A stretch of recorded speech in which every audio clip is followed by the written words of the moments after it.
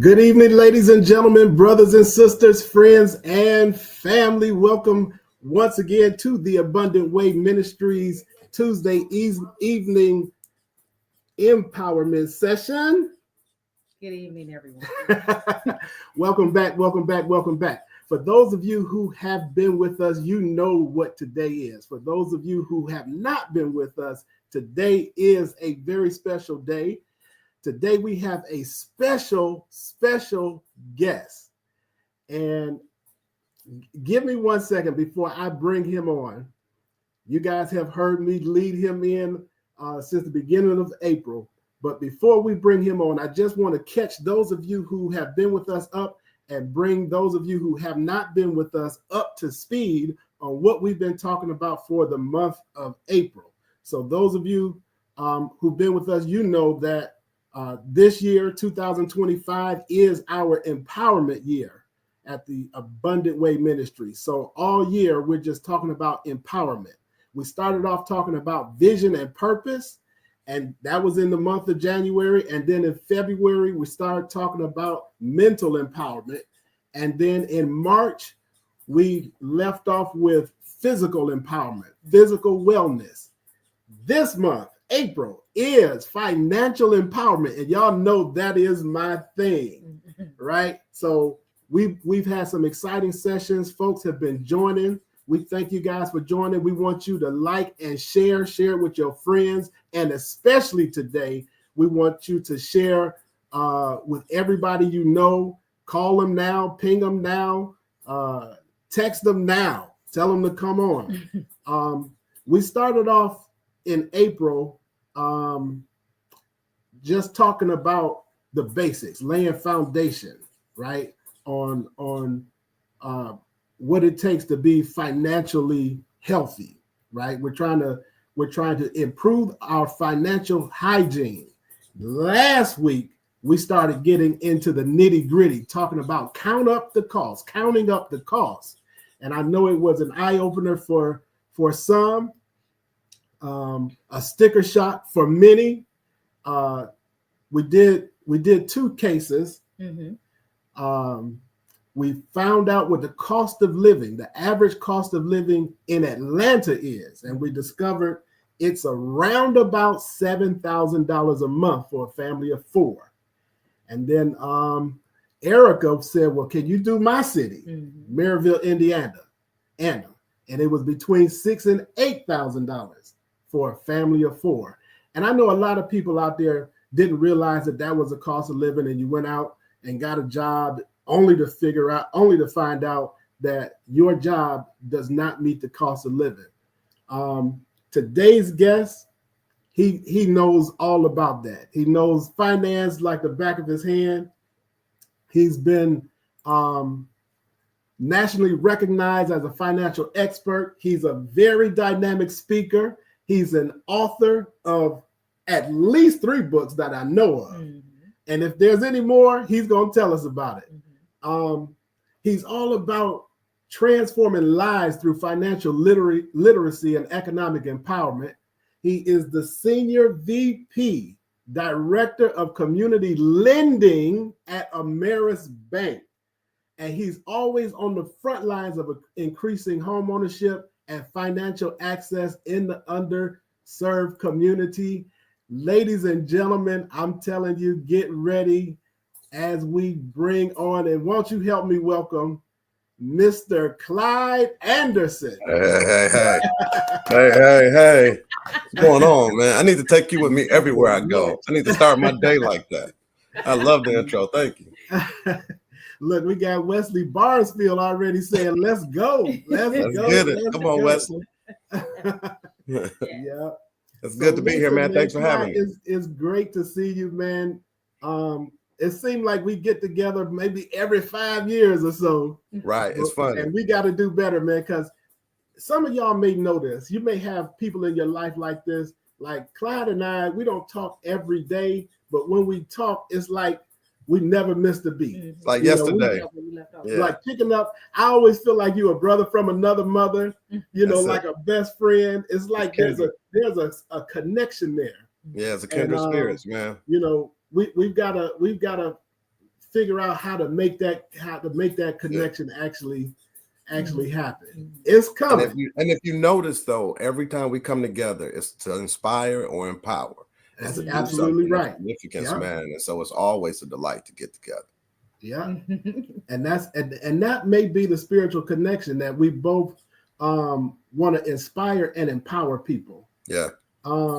Because you know what, and we were talking about this before we came on live, trying to remember where and how we first met. And it was at ITC.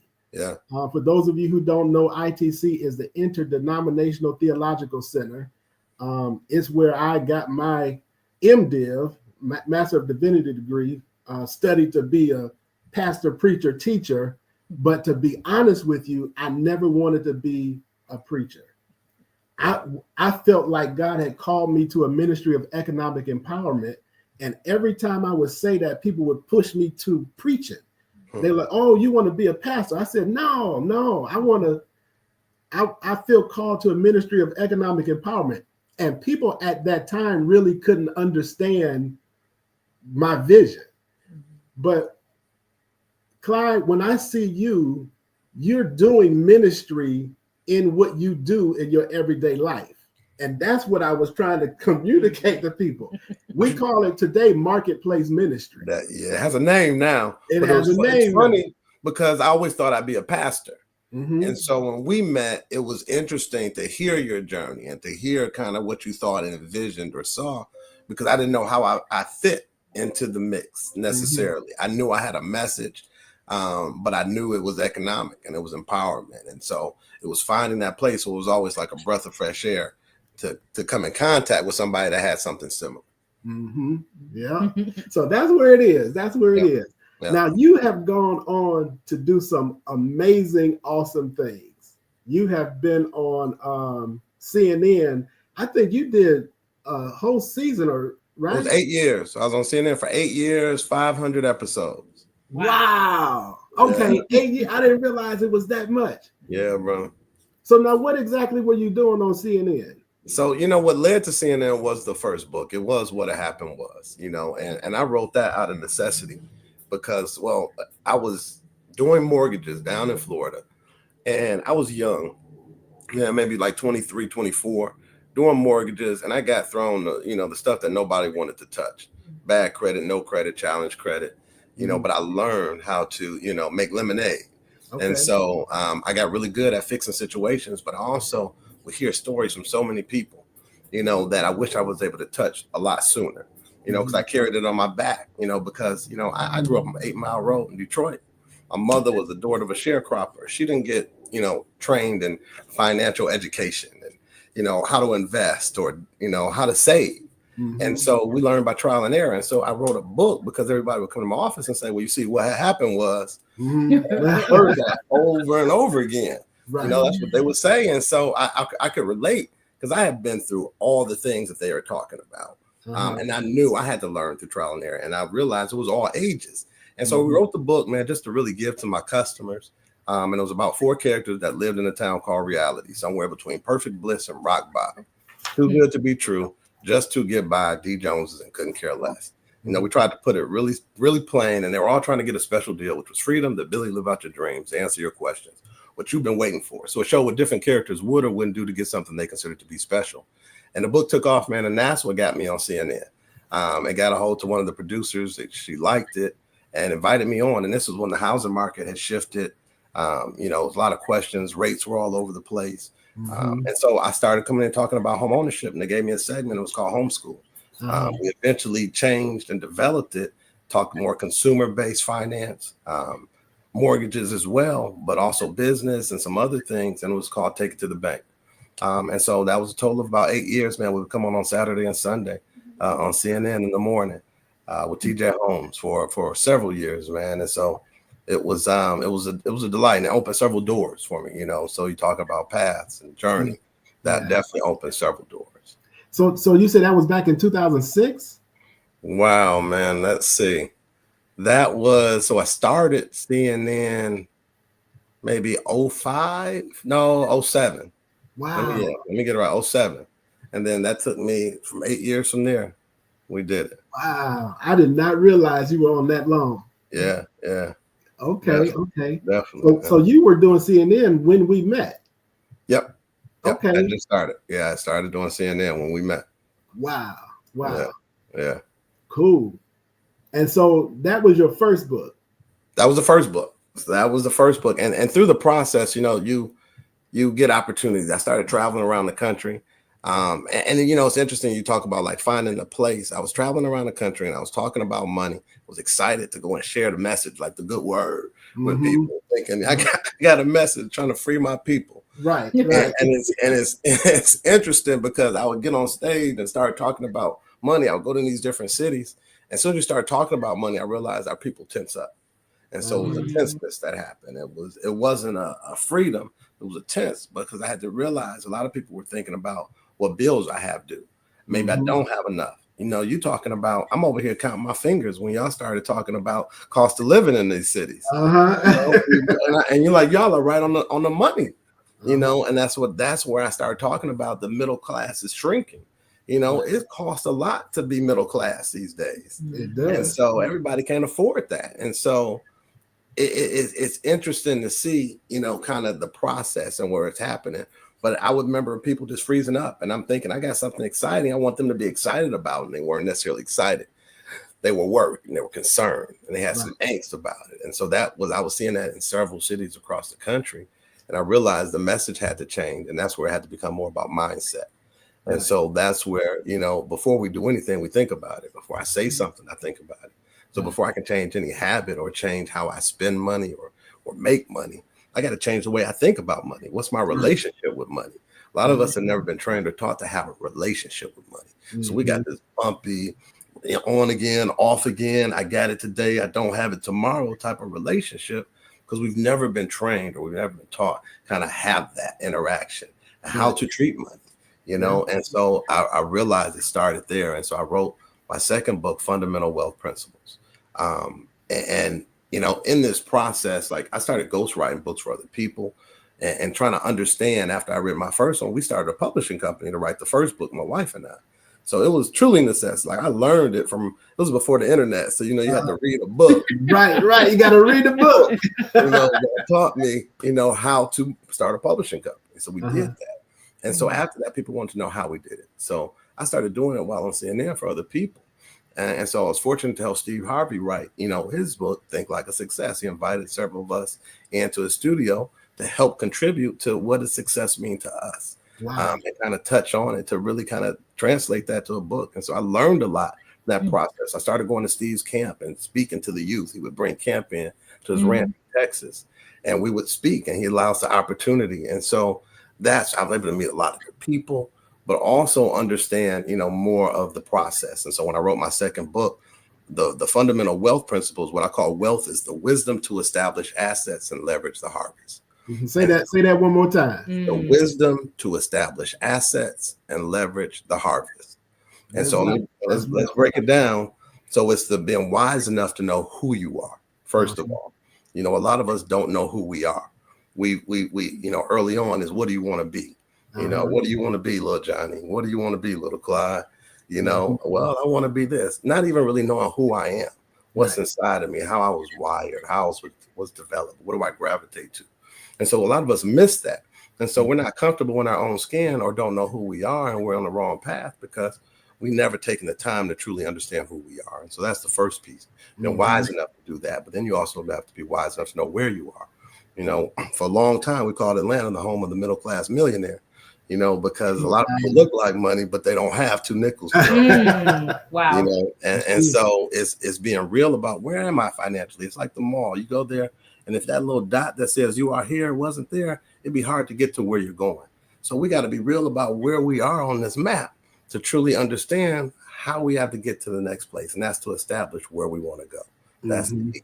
Establish where we want to go. And you got to decide that. If I want to go to California and I've never been to California, I'm going to follow somebody that's been there before. I'm going to make sure I'm in line to get there, and I'm not going to just wing it and walk out on 75 thinking I'm going to make it to California. Right. You got to go west, my friend. Right. So 75 only go north and south. just going. Right. And a lot of us live our lives like that, especially our financial lives, which is, truly what we're living. And so if I haven't established that where I want to go, I've got to be intentional about setting that goal and making that determination of, I want to be here. So where is that? And you have to decide where that place is. So establishing where I want to go, but also you got to establish the why. Because the why is the fuel. That's that motivation. Because we talk this good game and we can say all these things, but why do you get up every morning to go to work? Right. And it's got to be bigger than a paycheck, because a paycheck is going to get old.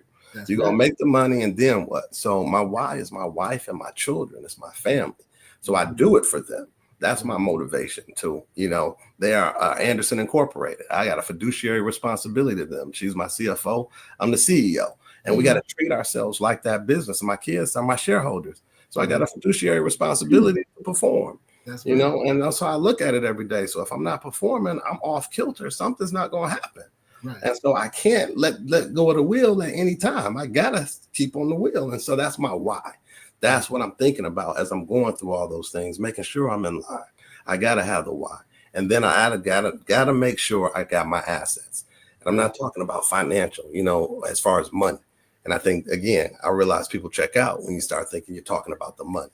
It's not just the money. So the assets that I have that are non-monetary, meaning that if I had no money, but I got time, that's one of my most valuable assets.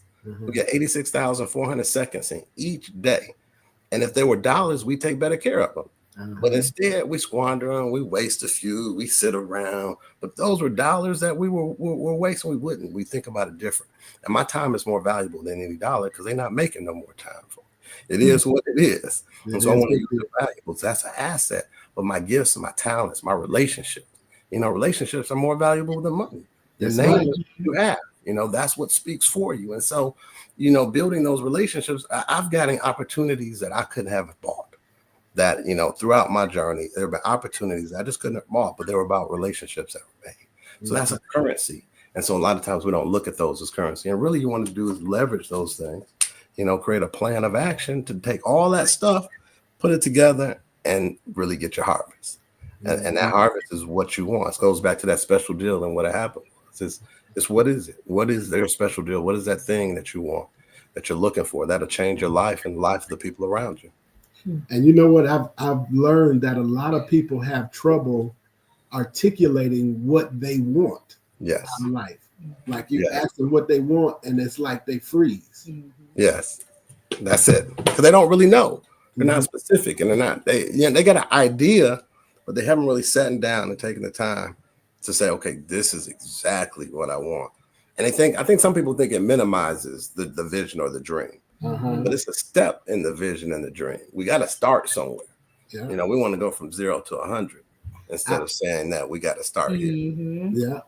I also believe that some people, especially in our culture, have a fear of articulating what it really is that they want. So they dummy it down. Yeah. And instead of asking for what you really want, they say, well, I'll settle for this. Yeah, it seems more realistic. But that's not what we're operating in. And, it's funny how we pick and choose when to operate in that realm, and so I think that's where we cut ourselves, or we short. We can do so much more. And I learned a long time ago from one of my pastors was set a cap. And I think people thought that was the craziest concept, but set a cap. How much do you need to make in your life? Again, people think it's limiting. But the thing about it is, once you make a decision, so say, what does it cost? Just like you did the cost of living, what are the lifestyle I want to live and how much is that going to cost me? Exactly. What trips do I want to go on? How do I want to go on these trips? How do I want to dress and appear? Where do I want to live? We can figure all those things out and estimate about the length of our lives, give or take, and we may be off, but we can also make sure that we're covering ourselves and those we love by saying that, okay, maybe I need to, make $5 million. Maybe I need to make $2 million a year. Maybe I need to make $10 million over my life. Right. Whatever that is, I can make a determination that I want to give away everything over and beyond that. Exactly. That's the blessing. Yeah. In other words, until we're honest about what it is we want, we'll continuously set the wrong goals, right? So our goals become low. You know what I'm saying? If you if you aim for the ground and you hit it, you're still going to be frustrated. That's it. And you usually will hit it. And you will hit that. You will hit it. So you might as well aim for the moon. Right. Here's the other part of it too, because when you talk about the mindset, and you've got the mindset, you've got the fear, but also the other part is that some of us don't feel that we're supposed to have the lifestyle, right? Some of us feel that we're not losing the word I'm trying to say worthy. Thank you. Worthy. And so we dummy down our value in life. And the other part too is like you got to look at how you were raised, your we're taught to do that environment. Yeah, right? A lot of us, we're taught to do that. And that's going back to the who we are, because I had to learn to tell my own story better than anybody else. And that's what, we talk about what happened was we all got a story, so it's just a matter of you willing to share that story. And are you willing to tell that story better than anybody else that potentially you can help inspire somebody else? But the juicy is the stuff that we don't want to talk about. That's the stuff we've really been through, and that's over. So a lot of us sugarcoat it instead of talking about the juicy. And the juicy is what's really going to help somebody get through. That's right. That's right. Yeah. So what's the L? So it's leverage. So that's the leverage. So we got the assets, and we're going to take those assets, all those things we did up front, as far as understanding who we are, where we want to go, why we want to get there, what assets we have. Again, gifts, talents, my relationships, my time, all those things. I want to leverage it. And just like a seesaw would, you want to use those things to take you to where you need to go. And so that's the leverage. That's what you're going to use and create a plan of action. It's the steps to do all those things. Where to set the goal? Where do I want to go? I know who I am, what I'm equipped with, how God has wired me. And now I want to leverage and use those things to take me to that harvest, to that special deal, the thing I really want in life. There's a story in the Bible where God was calling Moses, and Moses did not believe that he was qualified to do what God was calling him to do. He didn't believe that he had what it took. And so God said, Moses, what is that in your hand? He said, oh, this is just my staff. He said, throw it on the ground. Come on. And he threw the staff on the ground, and the staff turned into a serpent and started moving. That's it. Moses got scared. Yeah. And then he said, now take it by the tail. And he picked it up, and it became a staff again. Yeah. What kind of faith is that? Huh? So what kind of faith is that? That's crazy faith. Yeah. Right. I call them Moses moments, man. And that's one of my favorite stories because we've had them. We have them all the time. That's real. And now when you say leverage, I think about that story because a lot of times we don't realize what we have in our hand. So we're struggling trying to figure out how to make money and how to do this and everything that we need is already in our hand. Yeah. We just have to recognize what it is. Yes. That's it. That's it. And that's hard for a lot of us. It's just stopping and recognizing and seeing the value, but it's having the vision to see it when it's not really there in front of you. Yeah. All right. So leverage and then. Yeah. And that's the harvest. And that's that special deal. You want to leverage it to get your harvest. Like I said, and what happened was a special deal was freedom, the ability to live out your dreams, answer your questions, or what you've been waiting for. So it really answers everything and gives you what you want, whatever that is that you decide. You can leverage, you can use that stuff. Like I said, none of it we mentioned is money. Right. You can leverage those things to get your harvest. And that harvest is what you decide, but you got to make a decision But otherwise, you're just, blindlessly going and Mhm. going around trying to figure out if I hit on something. And I think that's what a lot of people do. It's just that tsunami, and they're just waiting and hoping they can capture something. And so, when you meet people and they tell you they do 10 things, they're hoping that one of those things hits. They're hoping that you can resonate with that one thing versus saying, this is who I am, and this is what I stand on. Right. Yeah. Awesome. So you gave us the W. That's who. Yep. So the W is to be wise enough to know who you are and where you are. So it's the two things: being wise enough, and that's the wisdom, which we've established, and that the more years that we live, the wiser we get, or we should get, right? And so it's the wisdom to know who you are and where you are, but then to establish where you want to go. To make that decision, you got to establish where you want to go and also why you want to get there. So that's how it breaks down. Then you're going to get to the assets. That's the A. And those assets, again, those non-monetary assets, we're talking your gifts, your talents, your time, your relationship. Those are the things that we're looking at that you want to be able to use to leverage. And that's the L, to achieve and get your harvest. And the T. What's the T? Yeah. The harvest. Okay. There we go. That one we can remember. Yeah, I've got that. It's the. So let me pause right there and tell our audience, y'all know me. When y'all come to this session, I want y'all to bring y'all's notebook. Bring y'all's notebook, because Clyde is dropping some gems and some jewels. And I know y'all ain't gonna go back and watch the recording and say, what did he say? I need y'all to have that on your nightstand. Yeah. And also, while y'all out there listening and watching, go ahead and put your comments in the chat. Ask questions now while he's here. Go ahead and feel free to ask questions, so that I'm gonna have Melly Boo, monitor the chats. If y'all have a question, we're gonna get your questions answered. All right, cool. So tell me about your current job. We're gonna get to your last book later, but tell me about your current job. So it's interesting, and again, it's funny, we talked about wealth, and I truly live by that. As far as those assets, and we talk about relationships, and I truly feel everything is purposeful. And I learned a skill a long time ago, which was housing and housing development. And so it was something when I first got into the mortgage business when I was really young, made myself an affordable lender, but also learned development side. And I also learned creating down payment assistance programs and creating bond programs and deals when, I did my time with Invest Atlanta, which was Atlanta Development Authority at the time. And then I started my own business and started having customers like Atlanta Neighborhood Development Partnerships. So I learned from each of these places. It was a wealth of knowledge that I was able to learn and transfer into my own business. And so I was able to do that for several organizations and help them with their affordable housing programs. I did that in Georgia as well as in Wisconsin. And I learned, that really my thing. Malcolm Gladwell says it's 10,000 hours, you become the expert. At something. That's truly like working a job for 5 years, 5.5 years.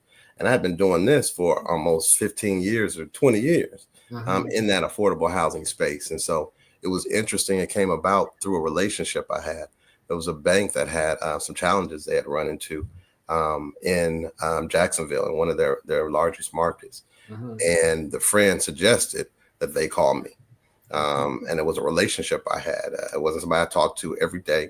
It was just someone that I had competed with in the past in the mortgage business, but they knew me, knew my character, and suggested my name.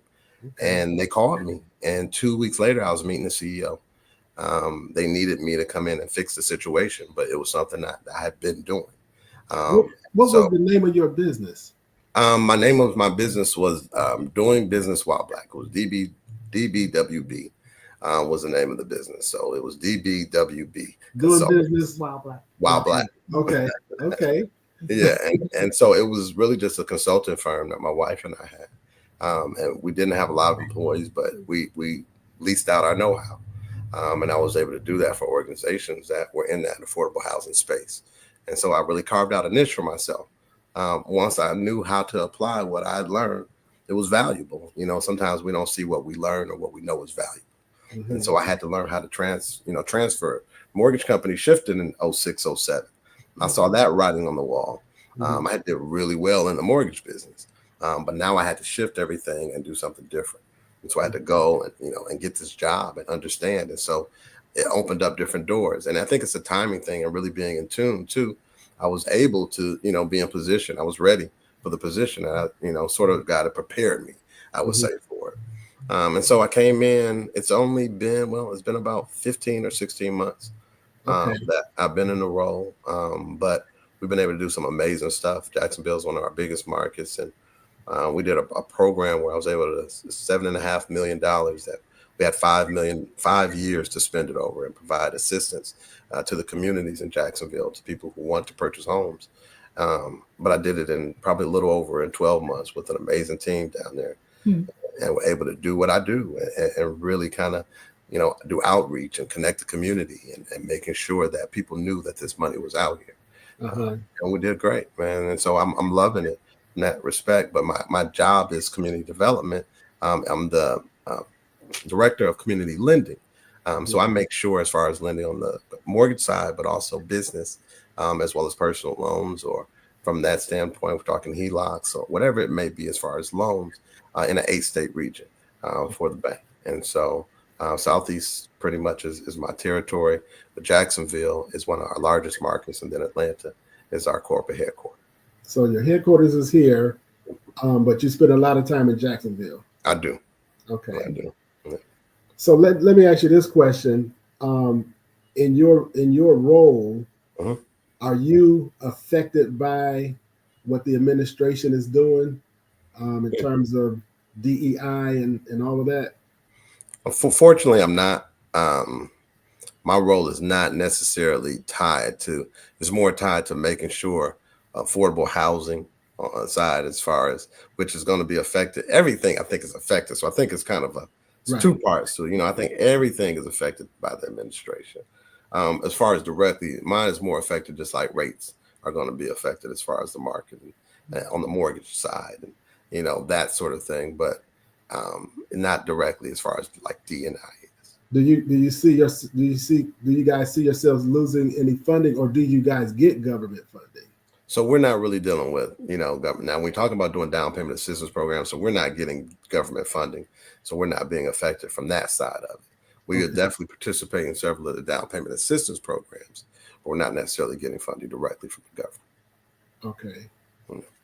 So how do people connect with Ameris Bank to benefit from these programs? Definitely just go to AmerisBank.com. Go to AmerisBank.com and you can see kind of the wealth of the programs that we have, the different departments, whether you're trying to get a checking account or you're talking about a small business loan. And, that's the beauty for me, is being able to connect people and make it happen in the different spaces I'm privy to be in, or the communities, just making sure that, I'm able to partner small business owners with loans. I'm able to make sure that people are getting financing for housing. And it's a beautiful thing, or help organizations even facilitate and touch more people. Okay. And Ameris Bank ain't no small bank, y'all. we're a nice size organization, man. Right. Yeah, we're a nice size organization, and we operate, primarily in the Southeast. Okay. So go ahead. So I know you said you're primarily in the Southeast. Do you have offices in Midwest? Far as up we go is Virginia. So far as we go up is Virginia. And DC, Virginia, DC area, Carolinas, we're Alabama, Florida, Georgia. I said Alabama, yeah, pretty much. Those are kind of our markets. Like I said, Florida is probably one of our biggest markets. Okay, so no Michigan, no Ohio, no Indiana. No. No. I got partners. Now we have partners that, in some of those markets, but we don't directly have branches or anything there. Okay. Yeah. Okay. So what do you recommend, or for those that are looking to be homeowners, right? Even though you don't participate in those particular states, but what are some of the things out there that people can look at and look for different programs when it comes to being buying home, especially being a first-time home buyer? Yeah, definitely. I mean, start with your local. I mean, I think you're going to have your local government that's going to offer as far as the city programs, also county programs. And I think down payment assistance is the key right now. A lot of people are going to need the funding. What I'm finding, even with the program we just completed, is not necessarily credit with everyone. But sometimes it's cash. Meaning I've taken care of my stuff. I'm ready to buy, but it's expensive, and the cost of owning a home has gone up significantly because the cost of homes have gone up as well. And so you're talking about a first-time home buyer that's talking about, buying something in the 300 or the high two area, in the reality that where a lot of us are facing as far as first-time home buying. And so you've got to think about, what that cost is as far as on a monthly basis, and just do the work and make sure you can afford it. But also know that you're going to get some find the down payment assistance that can help you reduce that loan amount. And so go to the city, go to the state program, find out what local programs exist, and talk to an affordable lender. A lot of people, don't be ashamed to ask if you are an affordable lender, meaning where these programs are. You want to partner with organizations and people that have experience. They've done this. And so they've worked with the programs and know how to find the money.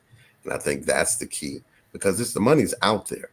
So it's just a matter of making sure that you then qualify for those funds. Some of them are income driven. Some of them are first-time home buyers. Some of them aren't first-time home buyer. So it's just really kind of finding the one that you fit in based on the mix of things that are out there. But it's key. And like I say, find the funding.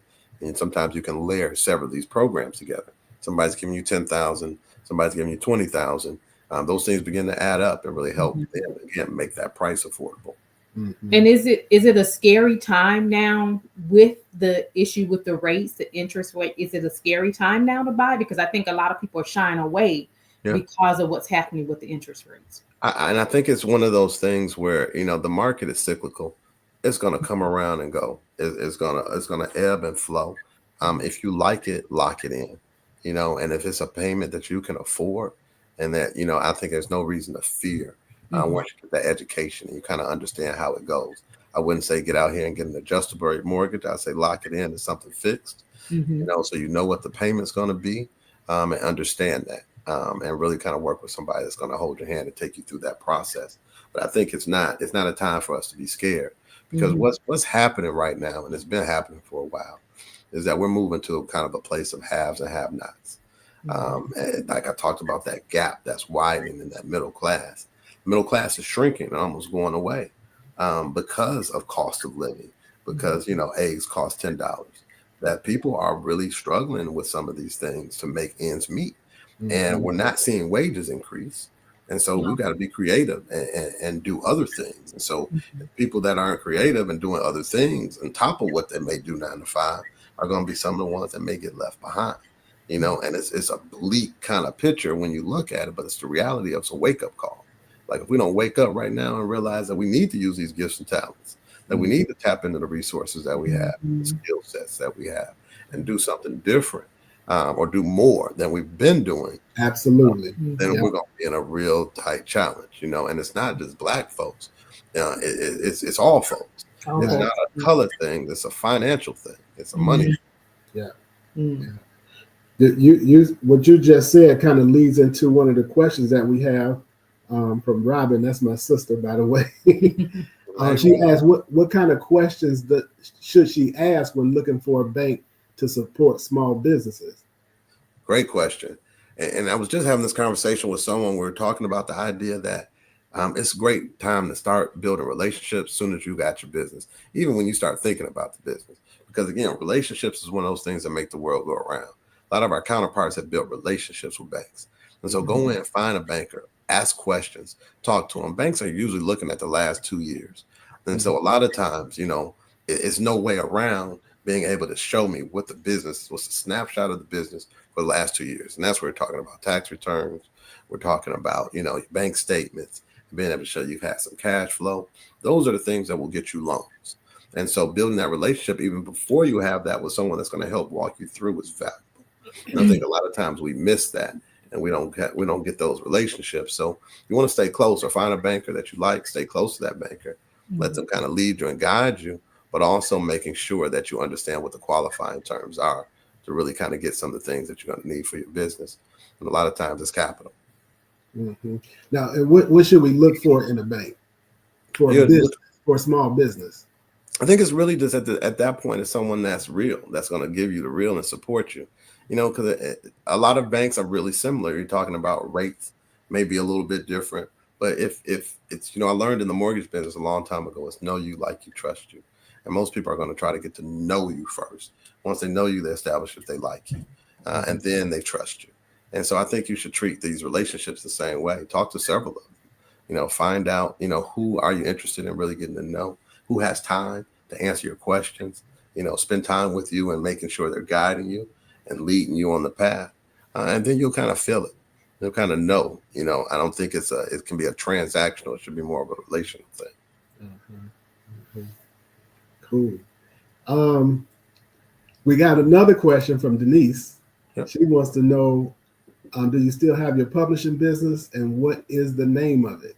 I do no longer publish books. I wanted to know that too. Yeah. We got a book in us. Yeah. I figure probably several books that y'all have. Yeah, I agree. I agree. It's probably several. We did it for almost 15, 16 years, and we've consulted several people now. We definitely don't do the publishing, but if people have questions, they can definitely email me. Like I said, we've had some clients that we've consulted with to kind of help them, whether it's writing. I don't do a lot of ghost writing anymore, but I sort of help advise. And then my wife is really the publishing queen, so she knows it in and out, and so she can help guide. So we definitely can kind of maybe get them in the right direction. Because Denise said she's got 2 books in her. All right. I can make sure they have my email address, which is Clyde Speaks, the number 2 and the letter U at gmail.com. So it's Clyde Speaks, the number 2 and the letter U at gmail.com. Okay. I'm gonna put that in. Okay.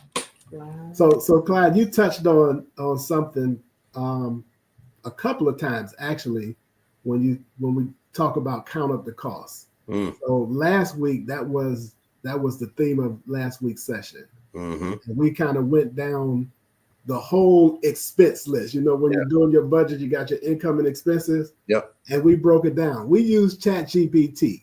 So we can get the average cost for all of these expense items as of today in Metro Atlanta.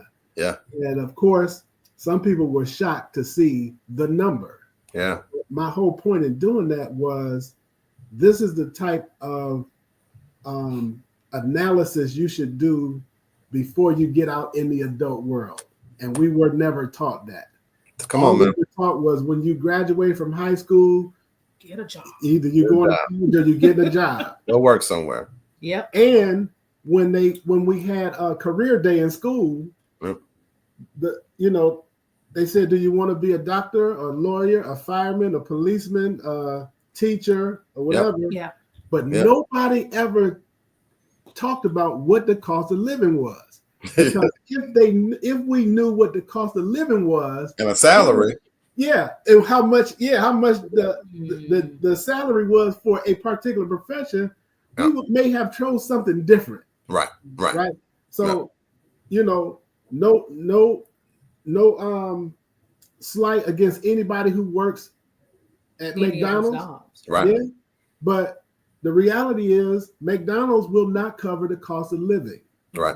And so just knowing that will help you set your goals higher. That's it. Right. Because a lot of us, and I love that you say that, because a lot of us are operating in the negative, meaning we just haven't looked at it. We know there's something off. We know we don't make just quite enough to cover all the lifestyle that we've chosen for ourselves.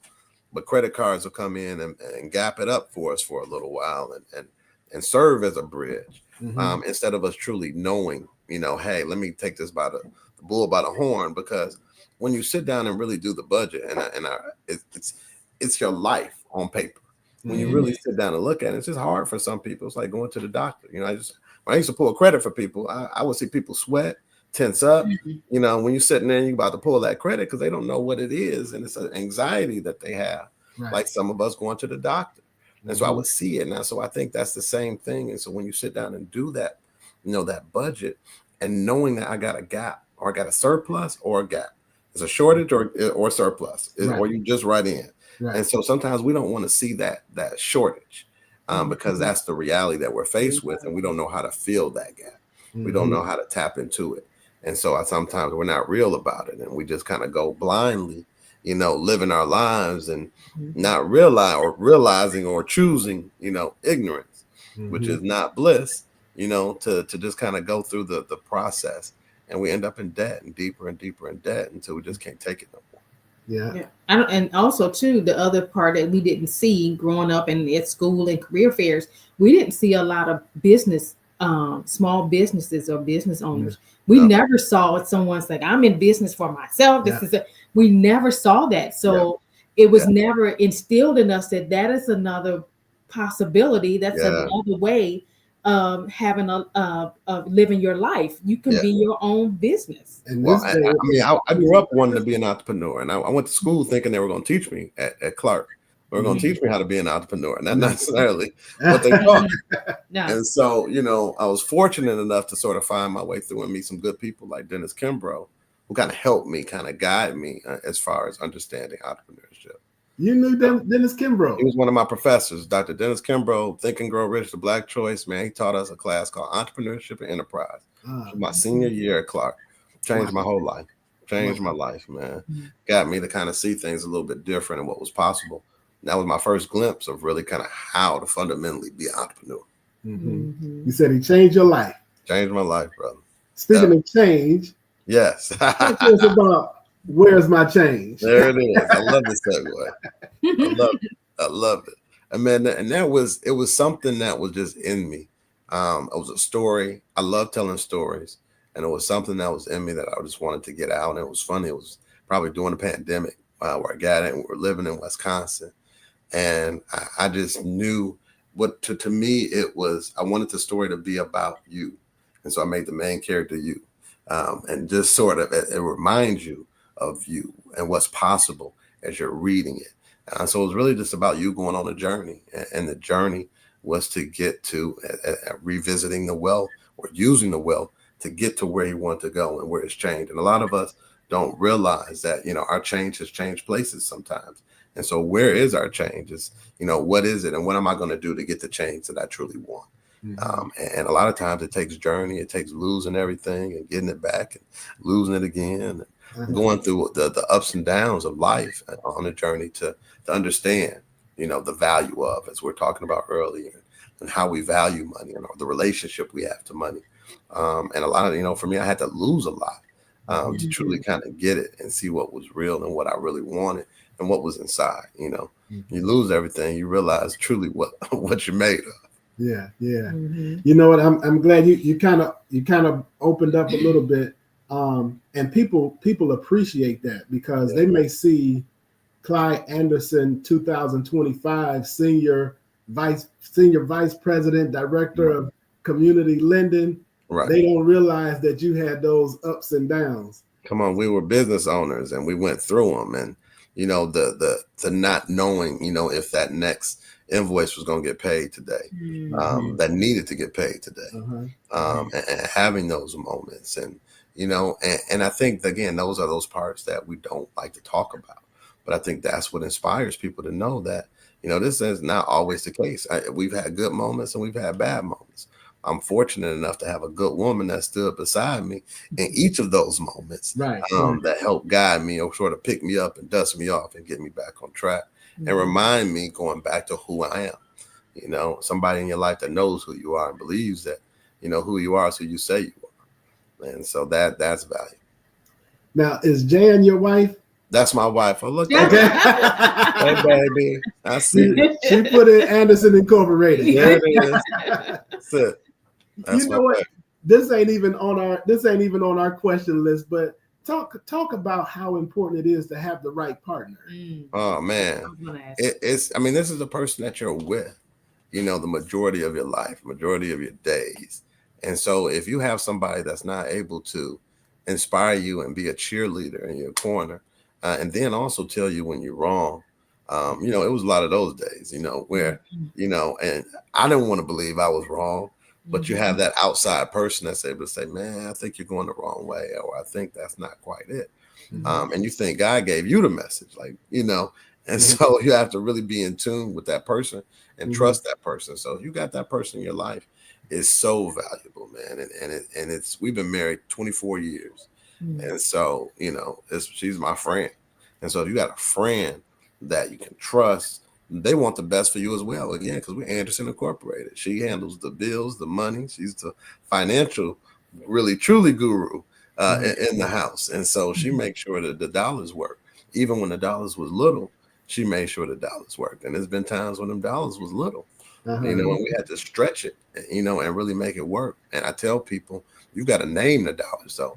And we're able to tell the dollars where they're going to go. If you don't tell them where to go, they're going to tell you where they're going to go and hang out. Absolutely right. Yeah, you're going to break that 20 and it's gone. You're going to find your way up out of it over and over again.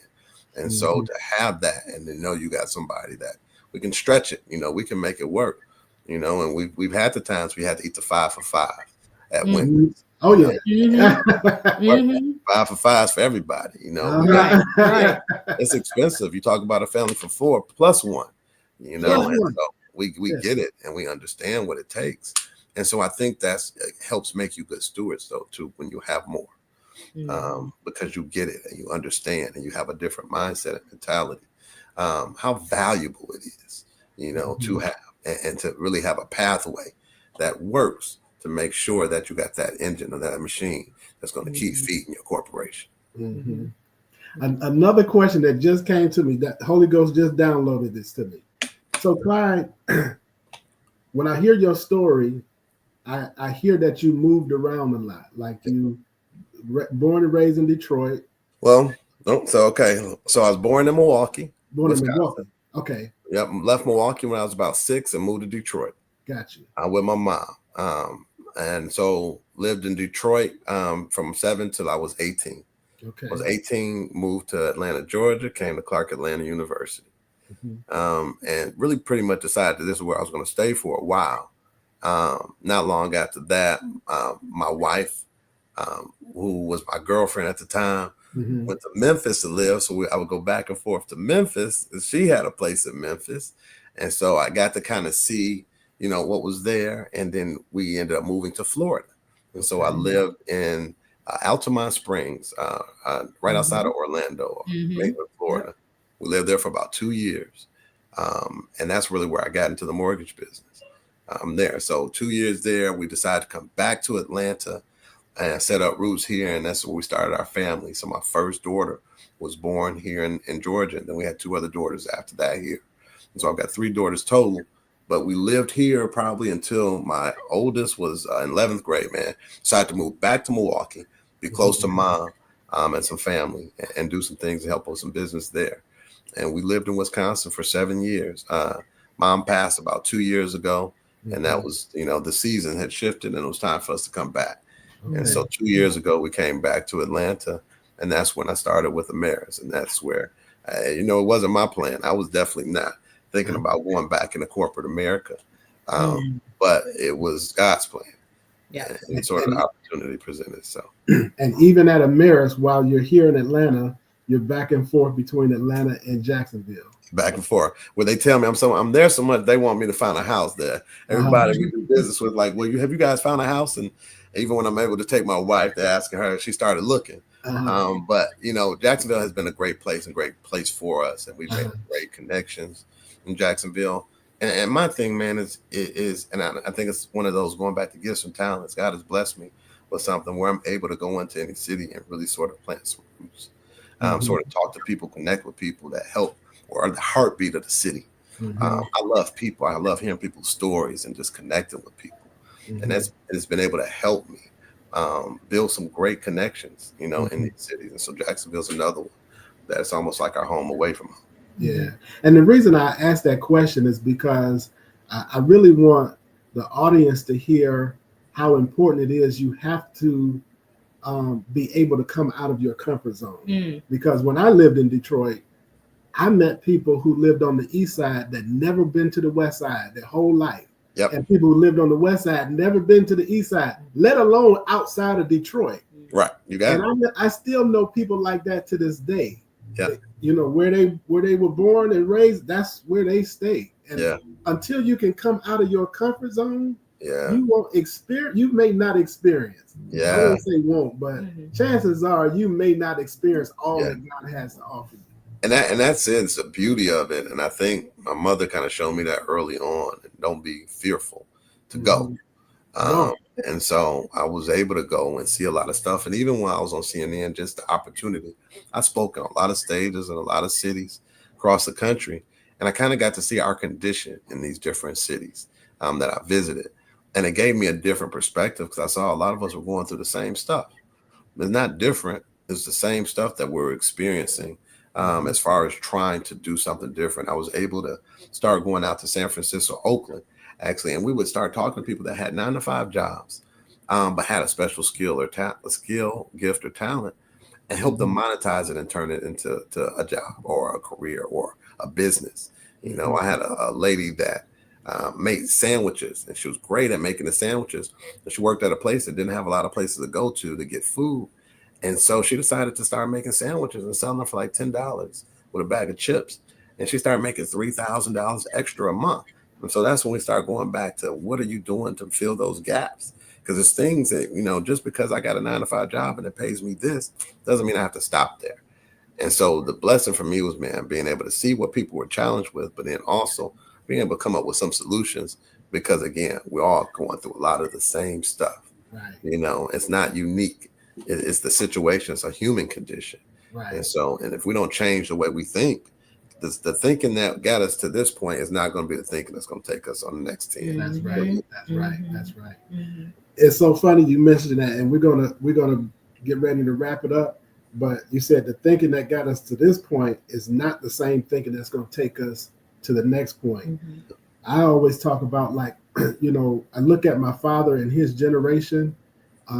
They worked for the same company for 30 plus years, and they were able to retire with great benefits, pensions, 401ks that are, you know, and my father followed that plan and he did well. He's doing well, right? But that plan doesn't work for our generation. Right? So unless we change the way we think, we're going to find ourselves in a bad place. There you go. And like you mentioned earlier, these days, it almost takes a job and a business. It's 7 streams, man. It's 7 streams of income. And so, you know, however you got to fix your mind and start thinking about it, it definitely takes more than just a 9-to-5. You know, when you start really looking at the numbers and what it costs to live, you know, and again, when you start talking about those basic numbers, you're really not talking about the luxuries of life. You're not talking about vacations and things like that, you know, and a lot of us haven't been on vacations in a long time because, or if ever, because we haven't set up our lives to do for it because we're down here instead of operating up here, instead of saying that, you know, there is more. And how do I tap into more? And I think that's the question we got to start really asking ourselves. Man, I hate to let you go, Clyde.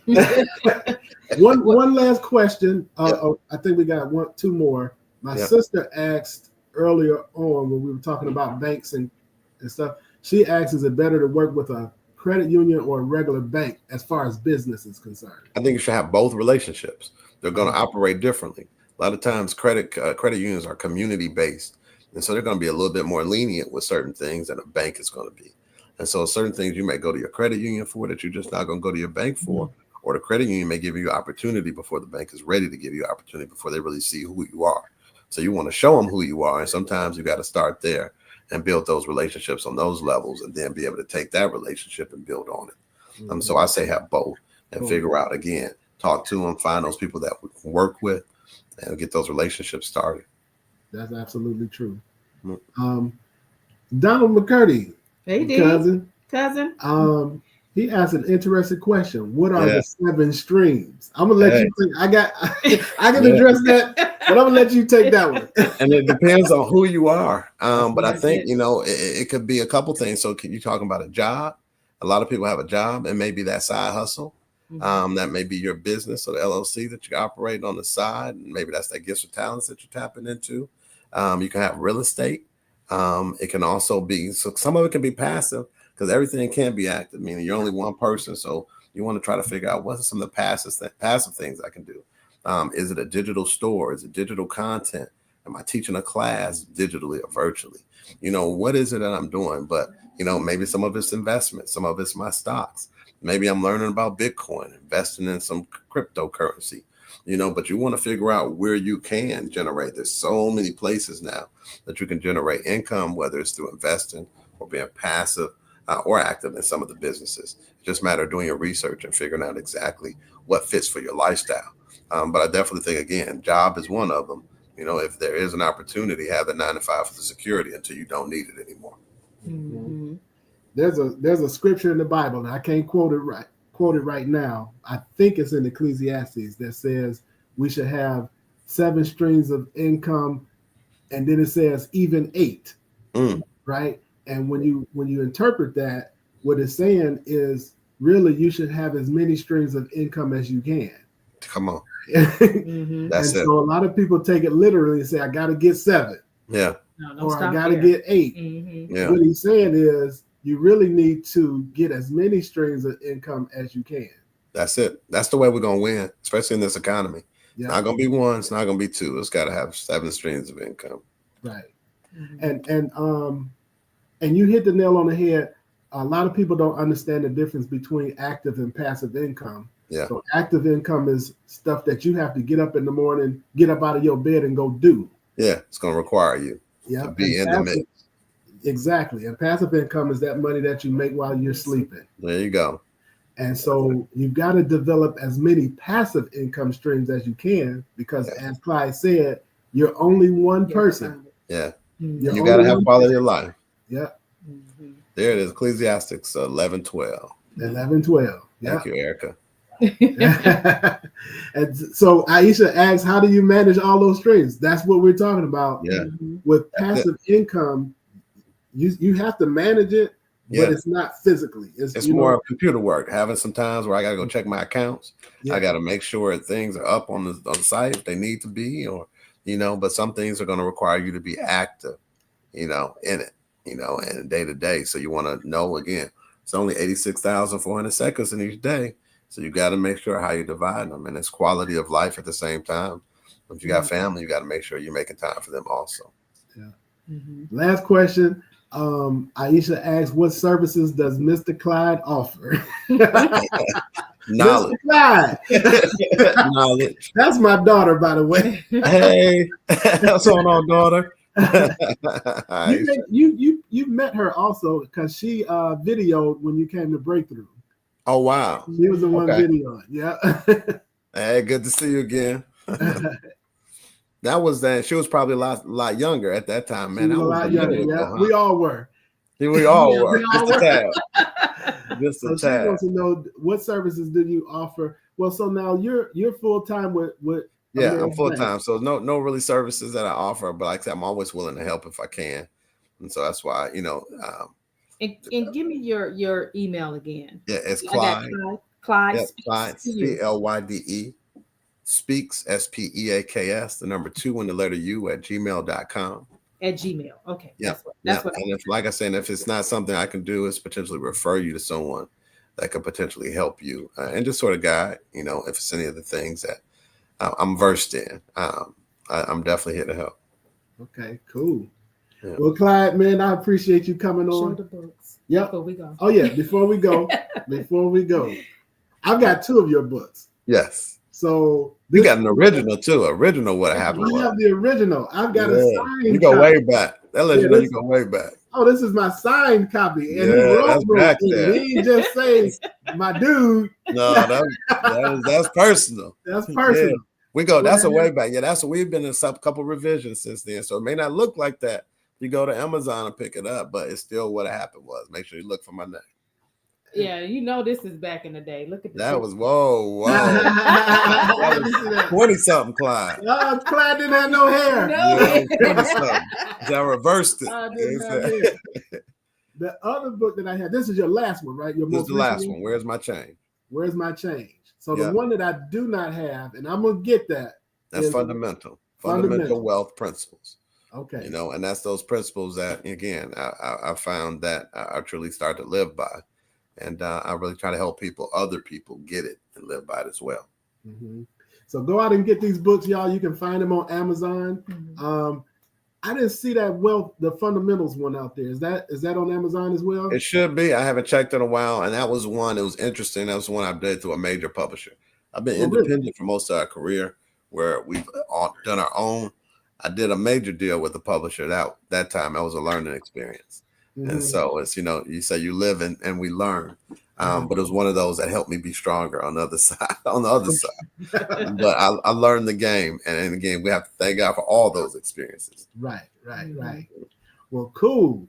Clyde, give us some last words. Some last words. I want everybody to remember that yesterday is a canceled check.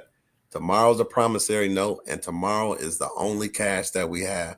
I'm sorry, today, this moment is the only cash that we have. So spend it wisely. Wow. All right. Yeah. Wait. Yesterday's a canceled check. Tomorrow's a promissory note, and today's the only cash that we have. So spend it wisely. Spend it wisely. There okay. Ladies and gentlemen, Clyde Anderson. Pleasure. Thank y'all for having me. Man, we appreciate you as always. And we got to get together. Oh, wait. Yes. Wait a minute, Erica. That's my daughter. Okay. Okay. She said yesterday. Yep. Yesterday's canceled check is done. Yesterday. Can't do nothing with yesterday. Look, I'll do it. Tomorrow's a promissory note. It's a loan that we may get and we may not get. What are you doing? And today is the only cash that we have. And that's the only currency. That's right here in your hand. Okay. So you got to spend it wisely right now. This is the moment, the present. It is truly a gift. Yeah. Well, we definitely got to get together. Let's do it. Let's make it happen, man. So just so you know, we're in the real estate business, and of course, I do IT. Yep. What we're doing is consolidating those, bringing synergy to it. So now the IT company is only working in the prop tech industry. Okay. So we're doing web application development for real estate brokers, agents, and investors. Nice. Okay. And I will be reaching out to you. Yeah, we're actually going after government contracts with that as well. Okay. Yeah. Let's set something up and put on the books. Will do.